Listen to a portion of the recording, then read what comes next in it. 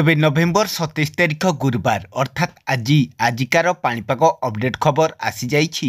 पाणीपाग विभाग देला बड़ सूचना। बंगोपसागर जुड़ा लघुचाप दाना बांधिब कि बड़ बात्या।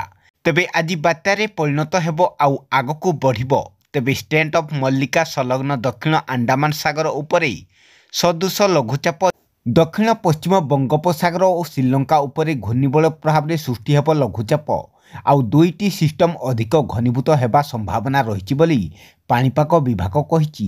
आउ बात्यारे परिणत हेबा नै पूर्वानुमान करा जाइछि। तेबे केउं दिगकू गति करिवो बात्या एवं अन्यपक्षे आज राज्यर केउं सबु जिला गुटिकरे प्रबल ठंडा हेबो आउ ओडिशा राज्य रे वर्षा हेबार संभावना रही कि नाही या सहित भुवनेश्वर स्थित आंचलिक पाणीपाग विज्ञान केन्द्र पक्षरु कोन रही सूचना से सबुर संपूर्ण अपडेट खबरटी जानिबा पई भिडियोटी को शेष पर्यंत निहाती भावे देखंतु।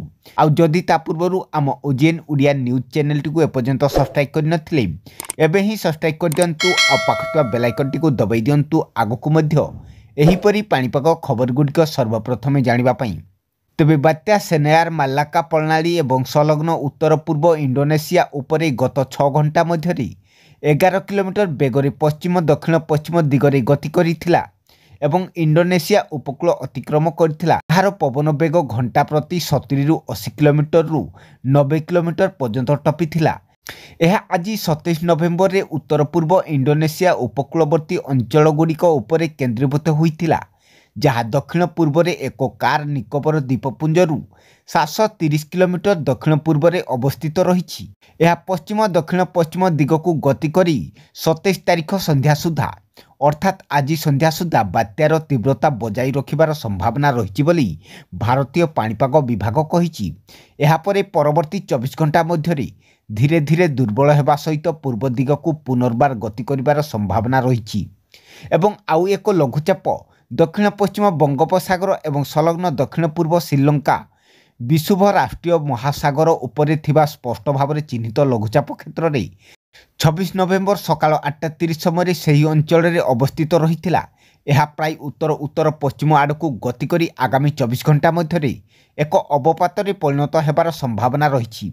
यह आहुरी घनीभूत संभावना रही एवं परवर्ती 48 घंटा मध्य दक्षिण पश्चिम बंगोपसागर दे उत्तर उत्तर पश्चिम आड़क गति करी उत्तर तमिलनाडु एवं पुडुचेरी आड़क गति करिबार संभावना रही।